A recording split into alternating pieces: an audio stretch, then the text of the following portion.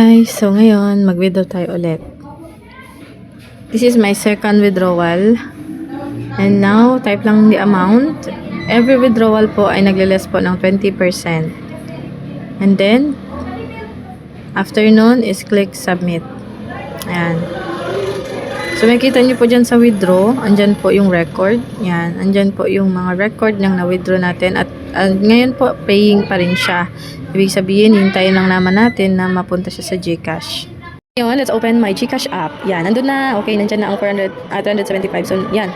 Kitang-kita naman na 375. Yan, pumasok na. So, ilalagay ko siya. Lahat ng kinikita ko dito ay nilalagay ko po sa aking GSave. Para ma-separate ko siya sa aking personal na money. Yan. Ito talaga yung income ko doon. So, ngayon may additional na naman ako na 375. So, yan. Itatago ko siya dito lahat. So, 1 to na ang aking ipon.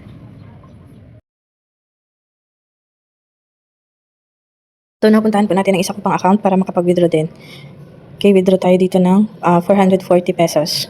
Account to ng asawa ko, identity ng asawa ko ginamit ko dito. So, dalawang account ang hawak ko para mas malaki at mas mabilis yung kita.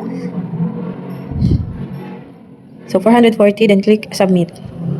Kagaya lang nung ginawa kanina. So, ayan, click withdraw and then record. So, andyan makikita po lahat ng aking na-withdraw. So, paying pa po ang 440. Na nga siya, dumating na nga siya sa aking GCash account. So, ayan.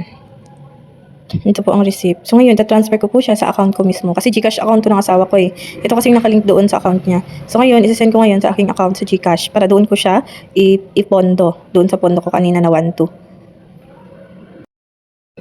So, again, nandito na ang pera. So, ilalagay ko siya ngayon sa aking GSave. So, may balance ako na 1-2. Dadagdagan ko yan. Yung winidraw ko sa account ng asawa ko, that is 440.